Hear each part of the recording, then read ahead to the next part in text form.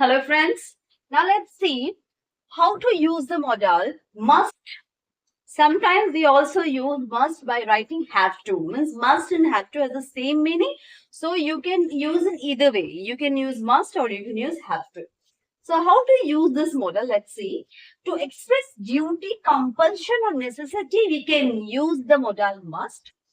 Like the examples, duty, we can say we must help the poor. So it's a duty. It's a moral duty to help someone. So it's a duty. We must help the poor. In that cases, we should use must. Compulsion, like compulsion can be like I must go there at once. That's a compulsion. Or you must pay the fine. That's a compulsion. Necessity, like in order to complete the work, we must work till the evening. In order to complete the work, suppose you have some work to complete, so you must complete it till the evening. Till the evening, it's a necessity because your work you have to complete. So by what time that deadline has been given to you, so you are means you are supposed to complete the work by that time. So it's a necessity. So the patient's condition has worsened.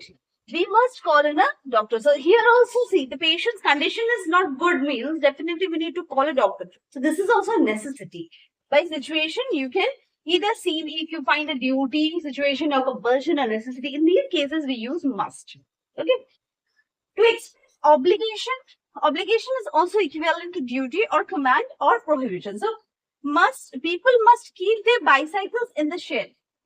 People must keep their bicycles in the shed is a what? It's like a duty. It's a regular basic obligation. Like it's a basic thing. Everybody need to keep it in that place only, right? Students must not walk on the lawn. That's a prohibition. Nobody will walk on the lawn. That's a prohibited area. So you must report for duty at 10:30. That's a command. Okay. To express a conclusion or inference, if you want to express a conclusion, in that case also you write must, like she must be joking.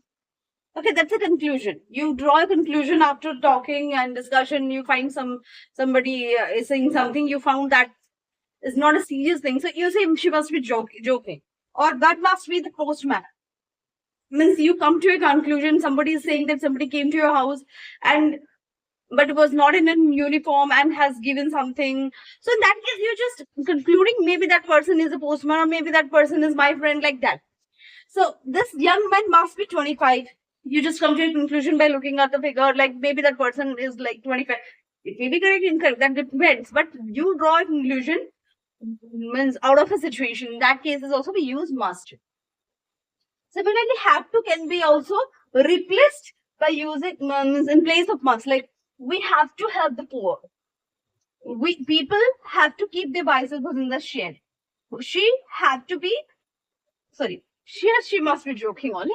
In these cases, when you express a compulsion, you can see in the sentences, by seeing the sentences, you can automatically come to know that where to use have to. So if I use a she have to be joking. So this is not right. This she must be joking will be correct. You're expressing your conclusion. In this case, you will be using must. So here that have to be the postman. No, not have to. Here we are not putting in compulsion. In case of compulsion or necessity, have to will be surely coming as a conclusion, or even in the prohibition or commands also have to can be used in the place of must. Clear with this? Okay.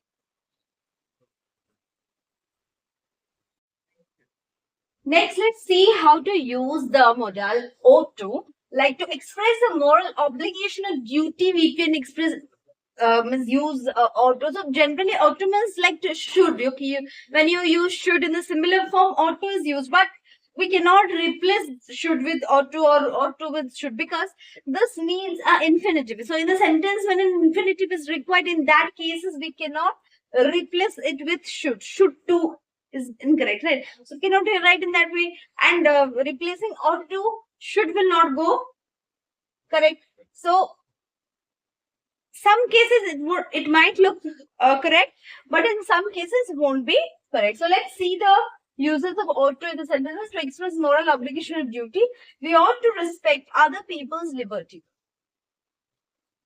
So we ought to respect other people's liberty. Other people have some liberty, so their liberty need to be respected. So in that case, we ought to respect other people's liberty will go correct. Okay. You ought to respect your teachers. So this is here obligation of duty. This this must be done by you, or this should be done by you. Okay, we ought to help the handicapped. To express a strong probability, like look at that car, it ought to be your uncle's. The meeting is over. The secretary ought to be in his room. So these are the probability cases, not sure cases. Okay, he has worked hard. He ought to pass the time. Now there is some past obligations that has been unfulfilled. In that cases also we can use like you ought to have told me earlier. Okay, that means you might have told me earlier. Similarly, you ought to have told me earlier. You ought to have helped her. Negative forms will be used in this way, ought not to. You ought to disrespect anyone. You ought not to have scolded her yesterday. Questions. How do we use the ought to? Ought we to wait any longer? Ought you to have insulted him? See, we start the questions with the word ought itself. Then we use we or you or any pronouns that will be suitable to your question. And then you use the infinitive to, and then the rest of the part of the questions will be written. Ought we have to wait any longer? Ought you to have insulted him? So this is have you insulted him? This is did you wait any longer? So these are the questions you are asking. Okay, clear? Any doubt? So let's move with the next.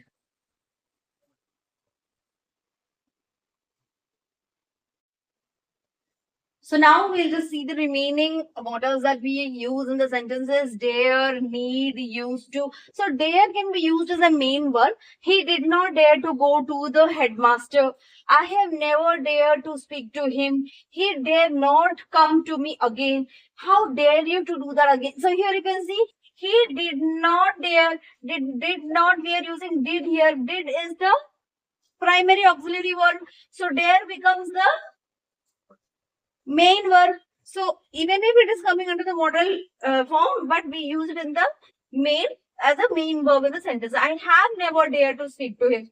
He dare not come to me again. How dare you to do that again? We use dare. Dare is generally what courage, showing courage. So you have some courage to do. Maybe you are asking someone that how dare you to do that, means how do you have that much courage to deal with that situation or something like that. So in that case, we use dare. Need means a necessity. So do you need to go to your village? He didn't need to hurry. One needs to be tolerant. He need not take any help. So in these cases, we are using need as a modal, and used to. He used to come here on holidays. I used to play here when I was a child. So there used to be a mango tree at the gate. People used to believe that the earth was flat. So this is all about the different modals, how we use. We have seen all the types of modals uses.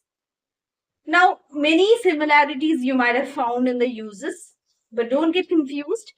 There are some questions that will come in while you will be practicing. You will see so many questions ahead where you will find multiple answers will be suitable for a question. So don't get confused. Don't think that why the rules look similar. The uses has been given. We have to find the most appropriate one based on the sentences or the questions given in your exams. And you have to be very particular while choosing the options. Just remember where you can eliminate, just eliminate those options and try to put those options which really fit to your questions. If you find one or two options incorrect, maybe that could be also the possibility. Sometimes it is possible that two or more options would be also suitable for the same answer. So don't worry about those situations. Models will make you a little feel confusing while answering, but with the practice you will be very much sure about the answers that you will be choosing. So don't worry about it. Okay. Later in the next class we will be focusing on the practice questions of all the types that we have discussed till now in the models. So we are done with the theory part of auxiliary verbs and modals.